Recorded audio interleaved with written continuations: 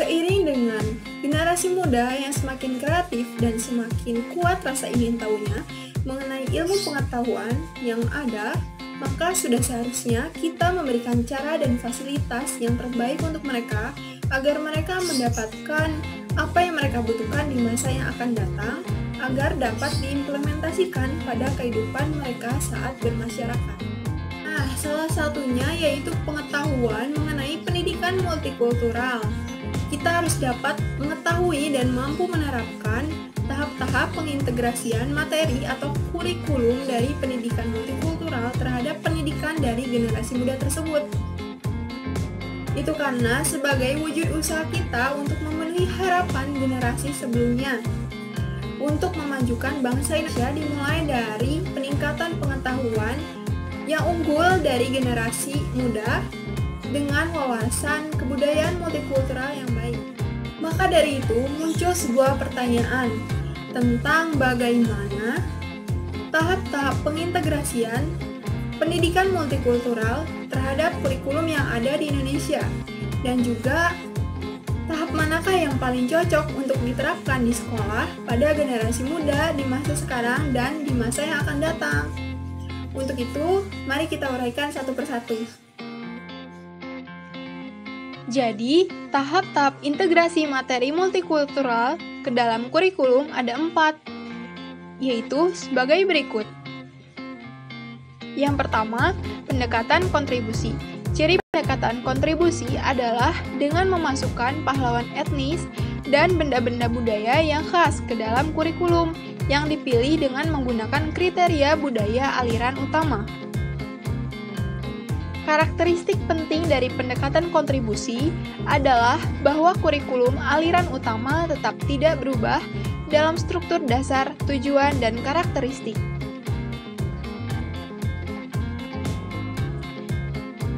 Yang kedua yaitu pendekatan aditif. Tahap kedua pendekatan penting lain terhadap integrasi materi etnis terhadap kurikulum adalah penambahan materi, konsep, tema, dan perspektif terhadap kurikulum tanpa mengubah struktur, tujuan, dan karakteristik dasarnya. Pendekatan aditif ini sering dilengkapi dengan penambahan suatu buku, unit, atau bidang terhadap kurikulum tanpa mengubahnya secara substansial. Yang ketiga, yaitu pendekatan transformasi. Pendekatan transformasi mengubah asumsi dasar kurikulum dan menumbuhkan kompetensi siswa dalam melihat konsep, isu, tema, dan problem dari beberapa perspektif dan sudut pandang etnis. Dan yang keempat yaitu pendekatan aksi sosial. Pendekatan aksi sosial atau the social action approach mencakup semua elemen dari pendekatan transformasi umum, menambahkan komponen yang mempersyaratkan siswa membuat keputusan dan melakukan aksi yang berkaitan dengan konsep, isu, atau masalah yang dipelajari dalam unit.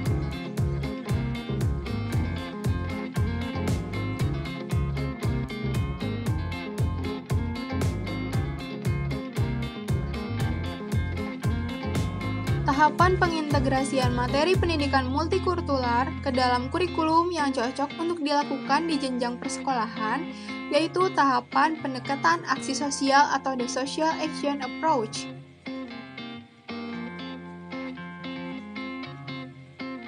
Itu karena pendekatan tersebut menurut Suryana dan Rusdiana, setiap siswa telah diminta untuk menerapkan langsung tentang konsep isu atau masalah yang diberikan kepada mereka.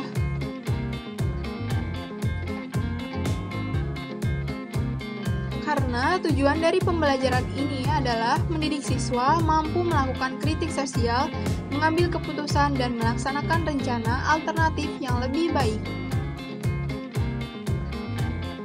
Artinya, siswa tahu tentang permasalahan yang terjadi, menganalisis kelemahan, kekuatan yang ada, dan mampu memberikan alternatif pemecahan dengan melakukan solusi pemecahannya.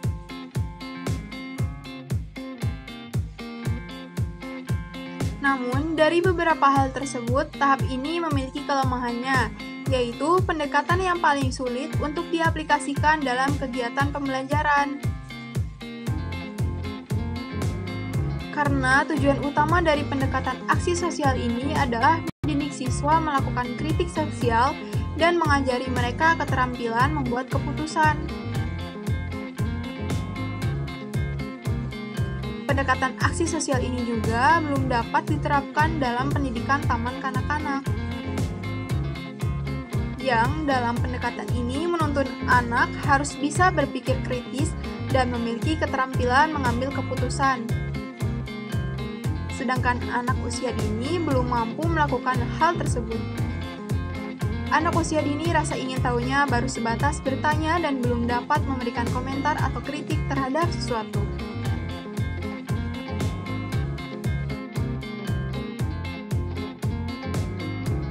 Video ini sebagai salah satu tugas dari mata kuliah Pendidikan Multikultural.